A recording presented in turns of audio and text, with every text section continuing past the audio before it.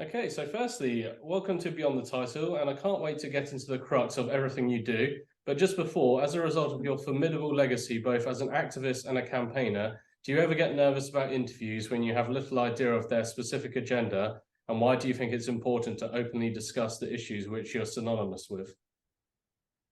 I always get a bit nervous and apprehensive because you never know what the questions are going to be. Sometimes I get some left curveballs that I wasn't expecting, but that's fine. I'm an open book. I'm very happy to answer whatever questions are put at me. So you were born in 1952, a time when homosexuality was still illegal, which seems totally unfathomable in 2023. And performers like Kenneth Williams and Frankie Howard were always discussed in a blinkered way. As a young boy, how did this perception of sexuality affect your ability to identify with your own identity? Well, I never knew or realized that I was gay until I was 17. Up until that time, I thought I was straight. I had a very jaundiced, prejudiced view about, quote, homosexuals, as they were called back in those days. For me, a gay man was some dirty elderly bloke who molested young boys, because that was the only image, the only information I'd ever heard. So when I went to start work and met some other gay people my own age, I was flabbergasted. It completely confounded the stereotype. But you're right. In the era we're talking about, the late 1960s, the only sort of quasi-gay or camp imagery was of people like Kenneth Williams, Danny LaRue, and others. It wasn't a very positive image. And of course, it was all nod and a wink. It wasn't explicit. They never came out and said they were gay. It was all by innuendo. And for me, that wasn't really good enough. Plus, I didn't really identify with that camp, effeminate style of being gay. I mean, it's fine. I don't object to it. People are entitled to be what they want to be, but that was not me. I was, very much sort of masculine, sort of, sporty. I did, boys type things, and so I couldn't really identify with camp comedians. You were a leading activist in the gay liberation front of 1971 to 1974. Looking back at those riots and movements that occurred in the 70s and 80s, how do you think they helped to shape popular culture? And what was it about the social and political landscape of the 70s which demanded this kind of social revolution? Well, yes, the Gay Liberation Front in London was the first time that large numbers of LGBT plus people came out and declared themselves to be proud of who they were. That had never happened before. The very courageous and brave homosexual law reformers of the late 1950s and early 1960s, they were very much closeted. They didn't dare reveal their own homosexuality. Maybe a handful did, but for the most part, they masqueraded as straight because they feared the consequences in a society where, up until 1967, male homosexuality could be punishable with a maximum sentence of life imprisonment. Unbelievable to think about it now. Madness. But that was the reality. So the Gay Liberation Front was a real watershed, because not only were thousands of people encouraged and did come out, but also for the first time we saw LGBT plus rights marches and rallies. We saw direct challenges to the government, the police, the church, the media, the medical and psychiatric professions, all of whom were deeply steeped in homophobia, biphobia, and transphobia, and which had never been challenged seriously before. So those movements put LGBT plus rights on the news agenda by getting news coverage, and that raised public awareness about the scale of discrimination. Okay, okay, take the fail more pain. When did you like specifically feel as if it was changing? There was a change of foot. It wasn't really until the 1980s, the early 1980s, that public opinion began to change, largely and primarily as a result of LGBT plus activism. You know, protests and campaigns that put LGBT plus issues in the news, got them discussed on TV and radio programs and so on. But then, of course, it was all put in reverse with the AIDS crisis, the AIDS pandemic of the 1980s, when public opinion actually got more homophobic after having, for a period in the 1970s, got less homophobic. But I guess the real serious change in public opinion only really happened in the 1990s. And again, it was of a similar strategy to the Gay Liberation Front, but this time done by the LGBT plus direct action group Outrage. We did a protest every week or other week for years and years and years, and got masses and masses of news reportage and media coverage. And that did help conscientize the public about the scale of anti-LGBT plus discrimination. And it did eventually, because the public was on side, give politicians the confidence to eventually change the law from 1999, 2000 onwards.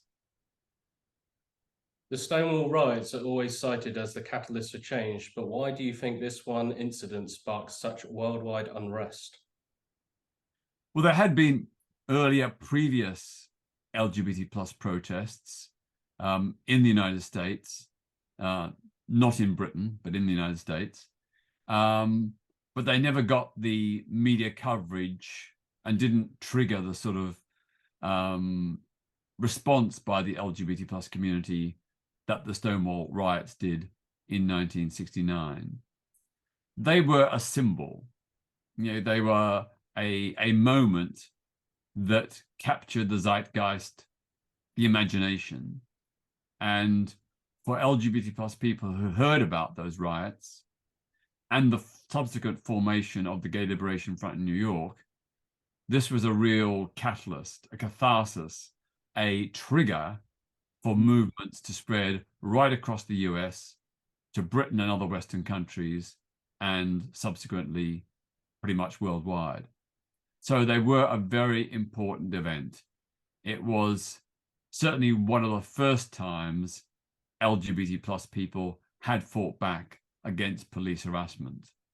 There had been some earlier fightbacks in Los Angeles a year or so before, but they never got the media coverage, they never got the recognition and acknowledgement within the LGBT plus community because simply they were not reported. So this led to something extraordinary happening in London on 1st of July 1972. What was your reaction to what followed? Why do you think these LGBTQ events have had such a profound impact on our modern cultural history? Well, the 1st of July 1972 was the date of the first ever LGBT plus Pride event in Britain. And I was one of about 30 people, mostly from the Gay Liberation Front, who organized, promoted, and participated in that march. There were only about 700 of us. We were very heavily policed. Police officers, in some cases, openly abused us as police officers often, sometimes, openly abused us as puffs, queers, and lesos. But, the public response was, interestingly, more mixed than we expected. There were about a third of the public on the pavements as we marched past who were openly hostile. Some even shouted abuse, and a few threw bottles and coins at us. Another third were just dumbstruck with disbelief that gay people would dare show their faces. They were bewildered, they were shocked, they were surprised. But then there was another third who were actually supportive. They clapped and cheered. And that gave us the confidence that we should do it again, which we did the next year, and indeed every year since. I've in fact been on every single Pride London march since the very first one in 1972. This year, on the 1st of July 2023, was my 51st London Pride March.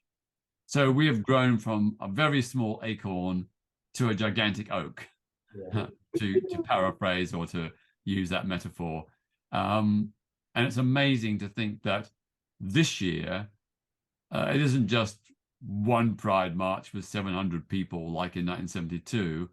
It's over 180 Pride events across the UK in 2023, with a combined attendance of close to 2 million people. So it's been a huge achievement and a huge success. Your passion for standing up for a cause must have nurtured your political ideology, and in 1981 you won the right to stand for the Labour Party in the Bermondsey by-election. How do you think your experience as an activist helped to nurture and cultivate your political ideologies, and at a time when Britain was socially and politically divided, in what ways did your beliefs about equality go against Thatcherism? Well, of course, I've always been much more than an LGBT plus campaigner. In fact, my first campaigns in my hometown of Melbourne, Australia, were against the death penalty, for civil and land rights for Indigenous Aboriginal peoples, and against Australia's involvement in the Vietnam War and conscription for that war. It was only 3 years later that I really began seriously getting involved in LGBT plus campaigning. So for me, all these different human rights struggles are interrelated, and they're all spring from the same basic fundamental idea that people should have human rights, that people should be able to be who they are, and they should be able to be free from injustice, whether that be social or class injustice, racial injustice, justice based on sex or gender identity, whatever. All forms of oppression are an indictment of our society, and we need to stand together, united, to support each other in all our individual struggles. But going back to the 1981 selection as the Labour candidate, I'd never set out to become a member of Parliament, but I had been a very effective local organiser in the Bermondsey Labour Party. And so when the sitting Labour MP, Bob Mellish, decided to resign, I was selected to replace him. As you know, that Bermondsey by-election, which eventually took place in 1983, has been described by most commentators as the dirtiest, most violent, and definitely most homophobic election in Britain in the last 100 years. I lost the election, not surprisingly. There was a very vicious campaign against me, partly because I was gay and supported gay rights, partly because I was on the left of the Labour Party, and partly because I was Australian. There was a huge xenophobic campaign saying that, I should have no right to stand for Parliament because I was born in Australia. That kind of racism, xenophobia is still with us in the demonization of migrants and refugees to this country. So I know what it's like firsthand. During the 1980s, of course, we had the Thatcher government. It was a government that cracked down on local democracy, civil liberties, the right to protest, trade unions, particularly the miners, famous miners' strike of 1984 to 1985, and of course the LGBT plus community as well. We were demonized as, quote, the enemy within. And in 1988, the Conservative government of Margaret Thatcher legislated the first new anti-gay law in Britain for a century, Section 28, which remained on the statute books for 15 years until 2003. And that law prohibited local authorities, including local councils and local health and education authorities, from doing anything that could be construed as, quote, promoting homosexuality. Now, no one was actually prosecuted, but the fear of prosecution led many local authorities to axe funding for LGBT plus groups, deny them the right to meet on council-owned premises, and the ransacking, well, perhaps not ransacking, but the removal from libraries of LGBT plus themed books or books by LGBT plus authors. It was a very, very dark period, compounded, of course, by the AIDS crisis, which the Conservative government, for the first 3 years, did absolutely nothing about. While only gay and bisexual men were dying, the government of Margaret Thatcher washed their hands. It was only when the first heterosexual people contracted HIV and died that the government sat up and began to do something. So a very belated reaction. But it was also a very poisonous, toxic atmosphere of tabloid journalism and right-wing politicians going hell for leather against the LGBT plus community, blaming us, scapegoating us for the AIDS pandemic. And that was an incredibly painful and frightening time to live through. Not only were our loved ones and friends dying, but also we had to put up with being demonized and vilified by pretty much the whole establishment in the in Britain. What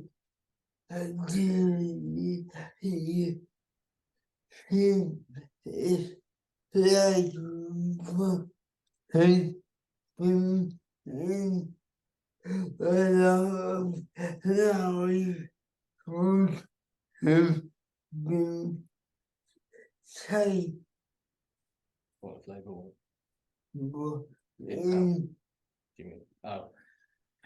Josh just asked, do you think if Labour were the ones in power, that things would have been different and it would have been more safe? There's no doubt that if Labour had been in power in the 1980s, we wouldn't have had many of the terrible things the Conservatives did. No doubt about it. But I'm not saying that Labour would have been perfect. Probably not, because there was quite a bit of homophobia in the Labour Party at that time as well. Yeah. Although it was noticeable that during the 1980s, it was almost entirely Labour MPs who championed LGBT plus rights.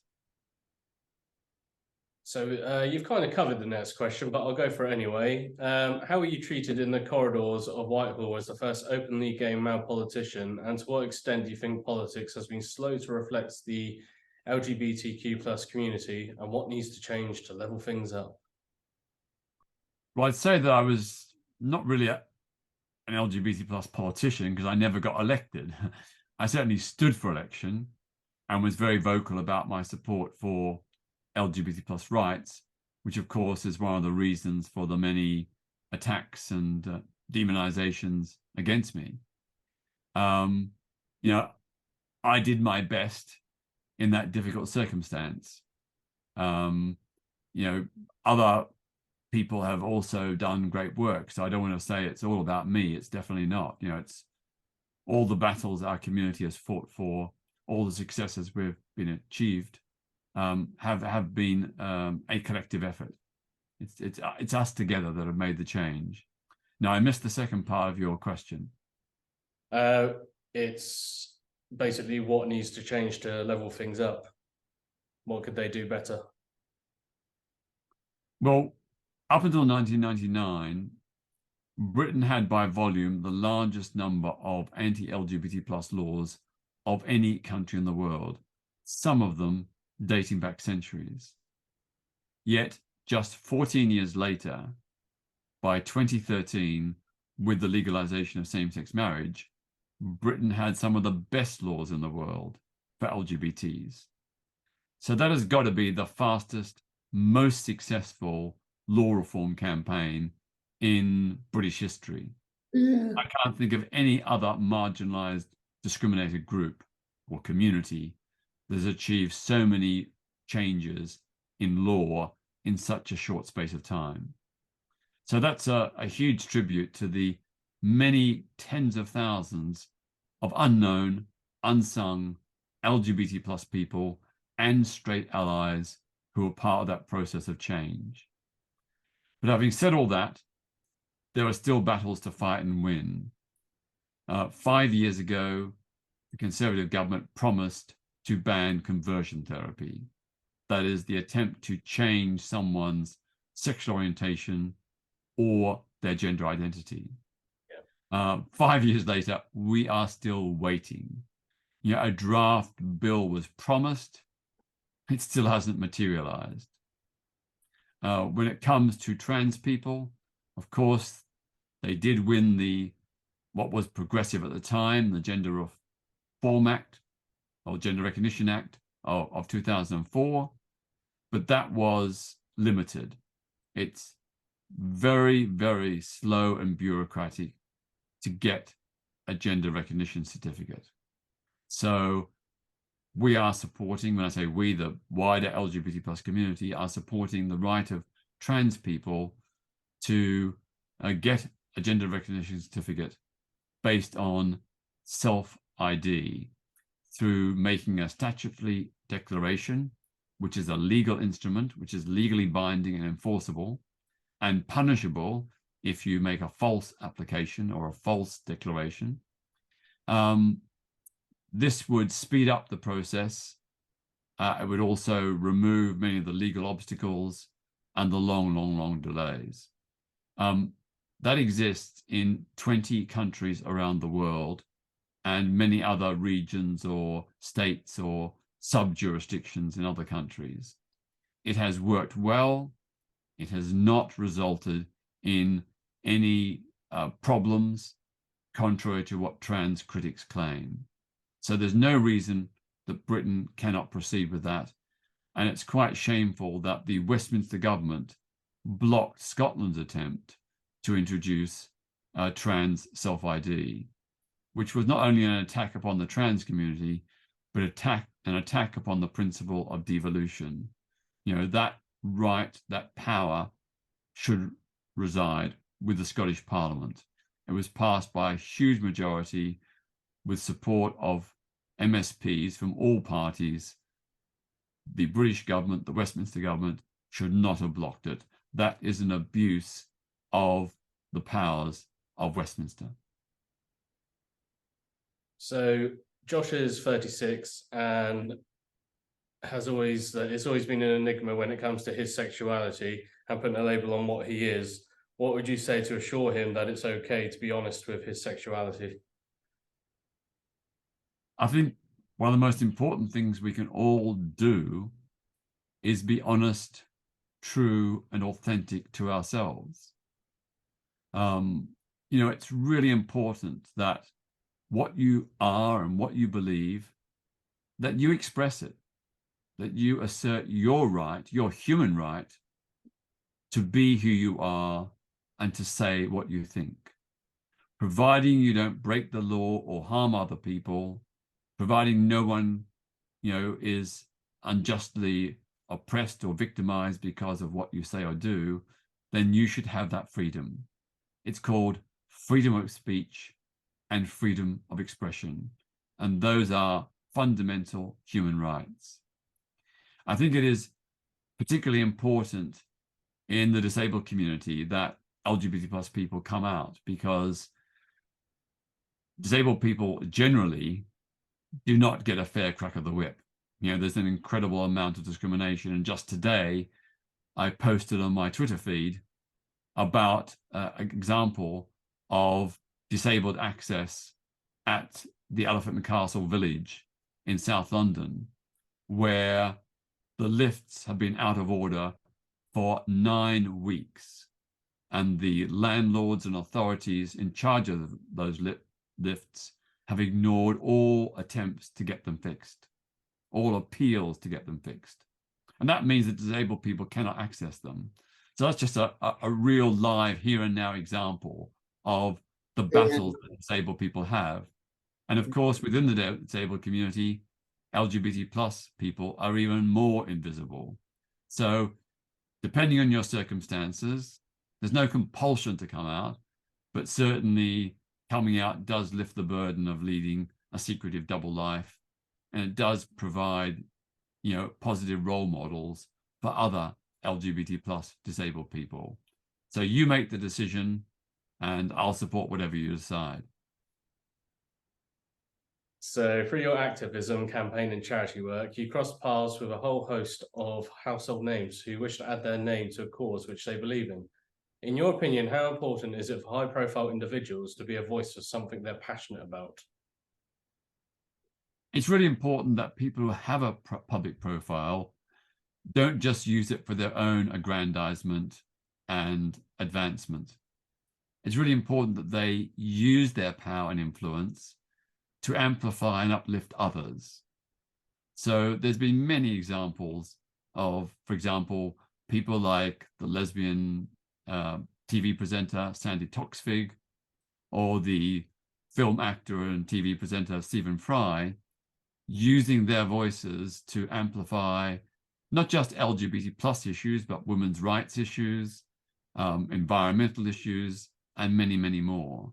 So yeah, people with power, people with influence, people with a public profile, please use it to give a voice to those who don't have that opportunity.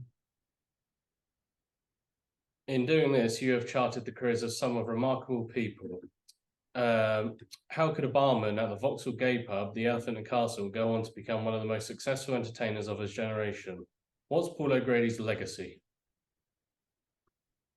There is no doubt that Paul O'Grady was a great entertainer, an all-round entertainer, an all-round good human being, and someone who did use his profile to champion causes, ranging from animal welfare to LGBT plus human rights. For those who don't know, in 1987, Paul O'Grady was performing as Lily Savage at a gay pub in South London, the Royal Vauxhall Tavern. The police burst in one of their typical raids during that era. Paul said that when they came into his dressing room, he thought they were strippers dressed up as police. And then when he went on stage, he saw them all there being rowdy and pushing people and shoving people, wearing rubber gloves, because the police thought that gay people had AIDS and therefore they needed to wear rubber gloves to protect themselves.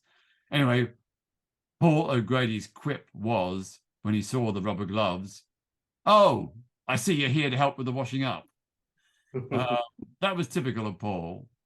But that particular example was something that he felt really angry about. He never got a police apology. So that's why he signed up before his death to support the Peter Tatchell Foundation's Apologise Now campaign, which is an appeal for all UK police forces to apologise for their past persecution of the LGBT plus community. They not only raided gay pubs and bars, but also saunas, even private birthday parties. They arrested same-sex couples for dancing together, for kissing or holding hands in the street. I mean, this is just how abusive and persecutory the police used to be. Now, we have already succeeded in getting the Metropolitan Police to apologise. Now we're trying to get that rolled out to other police forces across the country. It's really important that the police say sorry not for the fact they enforced the law, which they were obliged to do, but for the often abusive, threatening, menacing, and sometimes even violent ways in which they enforce the law against the LGBT plus community. And of course, we want that apology backed up with action. Yeah. And the Metropolitan Police Commissioner, Sir Mark Rowley, did that. At the same time as he said sorry, he also announced the new LGBT plus plan for London, including the appointment of full-time LGBT plus community liaison officers in every London borough to provide a direct link between the police and the LGBT plus community, to give LGBT plus people greater confidence to report hate crime, domestic violence, and sexual assaults. That's what we want. We want collaboration and cooperation to protect and defend our community, and we need to be able to work with the police to do that. So saying sorry is an important part of that process. It draws a line under the past persecution, and on that basis, we can move forward together. What is your aim for the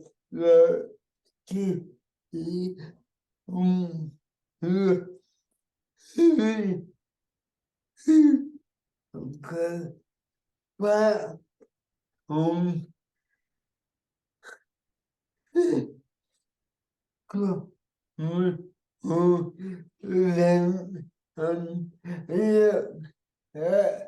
how they would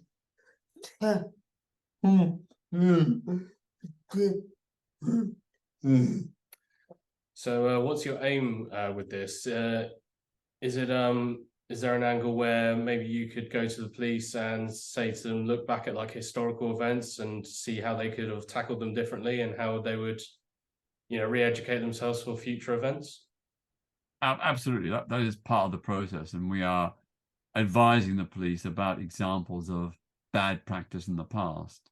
Unfortunately, there was an organization that existed way back then that still exists today. It's called Gallup UK, and it was a police monitoring agency that monitored and recorded the abuses against the LGBT plus community by the police.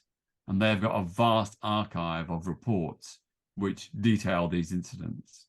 Now, we have set up a online petition called apologizenow.com, and we're asking people to sign that so that we can present this petition eventually to different forces around the country to show the strength of LGBT plus opinion. It's really important that police services across the country understand and know that this is something that LGBT plus people really feel strongly about.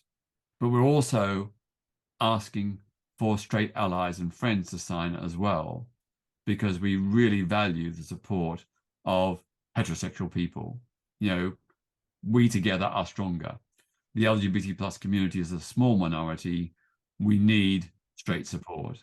So if you haven't already signed it, please go to apologizenow.com and sign that petition. Will do.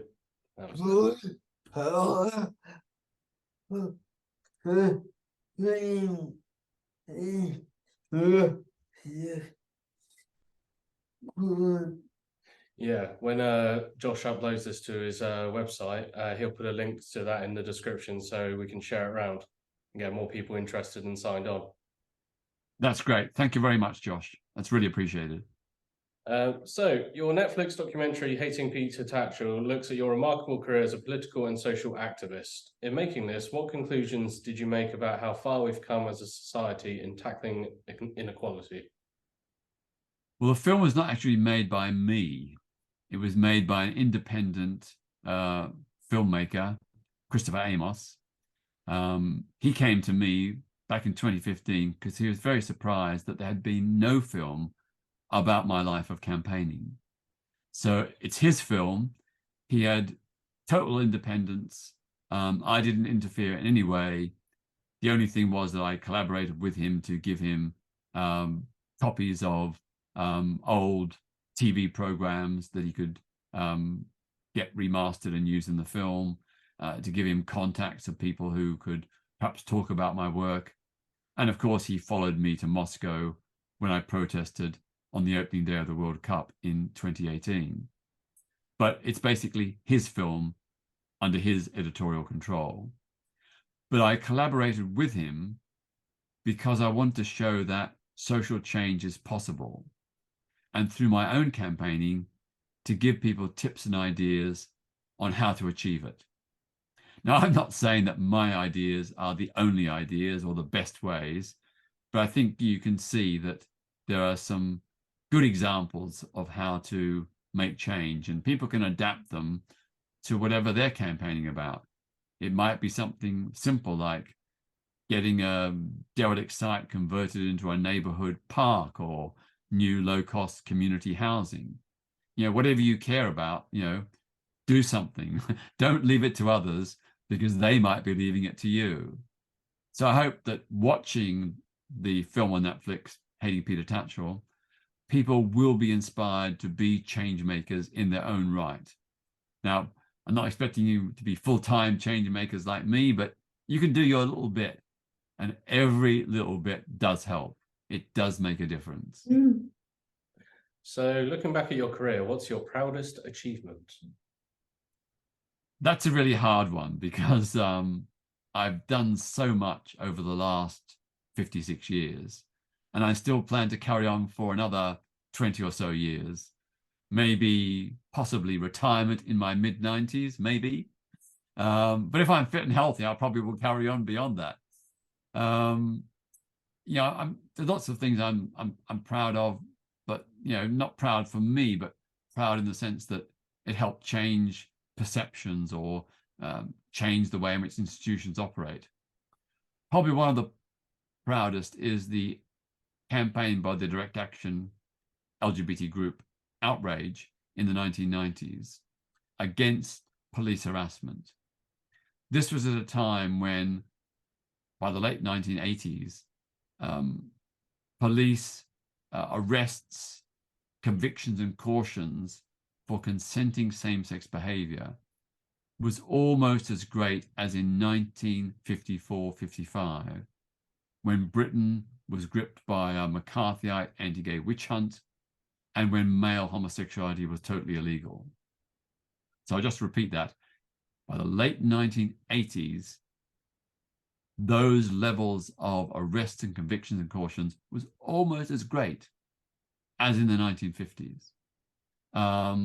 You know, the police were at war with our community. So we tried to negotiate with the police. You know, we went to New Scotland Yard, we had tea and sandwiches. The police smiled and shook our hands, but we went away and they just carried on arresting, carried on with their raids, carried on with their abuse. So after trying to negotiate for 3 months or so, we gave up. We said, this is just a PR exercise by the police so they can say they're negotiating with the LGBT plus community. What we did instead was we began a very high profile campaign of direct action, non-violent direct action protests against the police, invading and occupying police stations, busting undercover police entrapment operations in parks and public toilets, interrupting press conferences of the Metropolitan Police Commissioner. And very soon, this got results. I mean, we alerted the media to all our different protests and got masses of media coverage. We told the story of 2 lesbians who were arrested at the ticket barrier at Victoria train station for giving each other a goodnight kiss. They were arrested, taken to court, convicted, and given a £60 fine for a goodnight kiss. And the police, knowing that lesbianism was not a criminal offence, they used the Public Order Act of 1986, arguing that a goodnight kiss by 2 women at Victoria train station constituted behaviour that was likely to cause public harassment, alarm, or distress. Absolutely outrageous. And the judge fell for it. The judge agreed. So when we told these stories, we got masses of media coverage on TV and radio and in the press. And even people who were not particularly pro-LGBT plus were pretty horrified that two lesbians get arrested and convicted for a goodnight kiss. So I'm really proud of that campaign, because the upshot was that the police pleaded with us to come back to the negotiating table.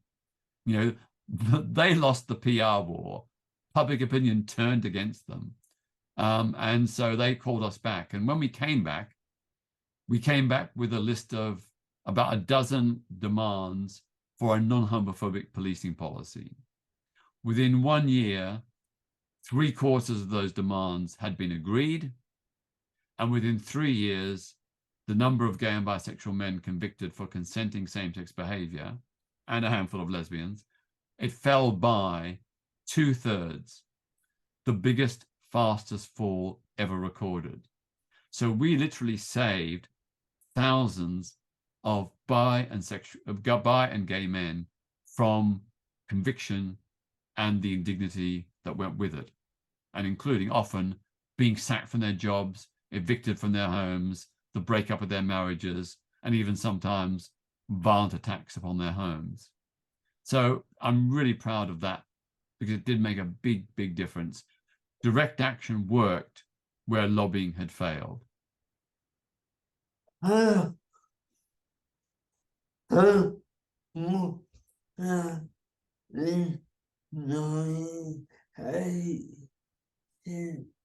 Yeah, how was that only in 1986? No, these two women were arrested, I think, in 1991, but it was under the 1986 Public Order Act. Yeah. So just to finish off, what's next for Peter Tatchell?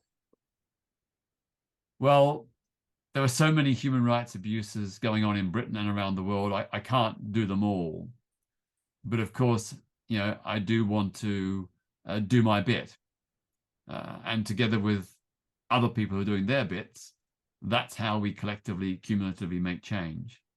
For me, some of the big issues include we've got to have voting reform in this country.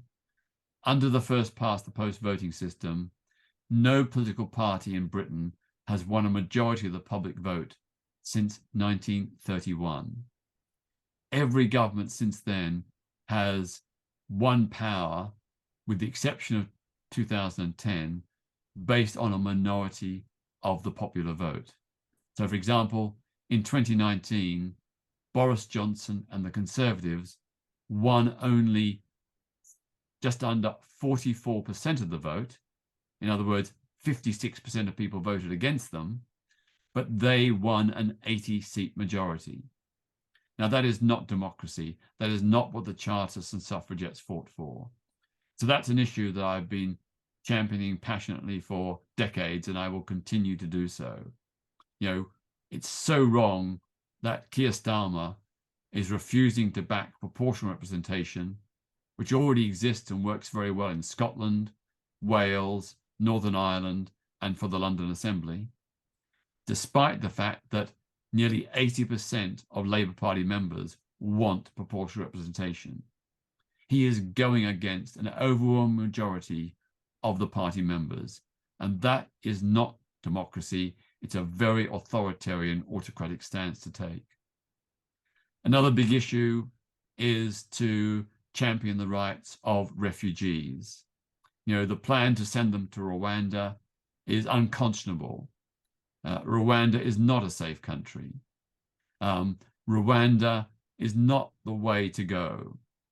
And what is worse is that those current refugees in Britain who are seeking asylum are not allowed to work, even though they have the skills that we need. So some of the refugees I'm helping, they're care workers, teachers, doctors, nurses, plumbers, carpenters, electricians. These are skills that Britain needs, yet the government will not let them work while they are awaiting the outcome of their asylum application, which can take years. So instead, they're forced to live on benefits of about £40 a week for all their food, clothing, mobile phone, transport, everything. That's impossible. So they live in destitution. They depend on charity handouts to survive. Plus, of course, the government puts them in often substandard hotels and hostels, which would not pass the standards expected of any ordinary member of the public. Now, this is madness. You know, it costs £6 billion to fund refugees for benefits and hotel accommodation. £6 billion. If those refugees were working, they would contribute over £1 billion to the country's GDP, and they contribute over £1 billion in tax to the government. So paying them all that money, that's an unnecessary cost, and it's an injustice when those people want to work and have got the skills that we need. Do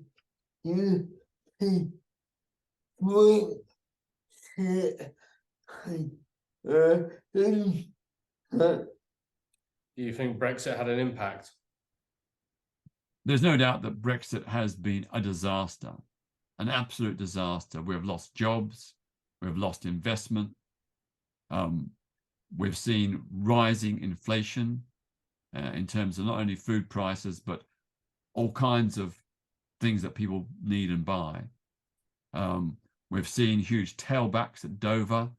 It's much more difficult to get into European countries. There are endless queues at passport checks now. This is all an own goal. And eventually we're going to have to start paying visas. Well, not certain, but it's rumored that we're going to have to start paying visas to visit European countries on holiday or business. This is just a self-inflicted own goal that has cost the country billions and billions and billions. To actually make Brexit happen, to change all the bureaucracy, has cost 30 or 40 billion pounds alone, never mind all the lost jobs and investment and lost productivity. You know, it is the biggest mistake in my lifetime by the British people and government. And I feel so angry at the people who voted for Brexit, despite knowing that it would be a huge, costly disaster. You know, if I had my way, those people would all have to pay an extra £1,000 tax every year to compensate everybody else for the suffering they've caused. I'm only joking, but I sort of feel it.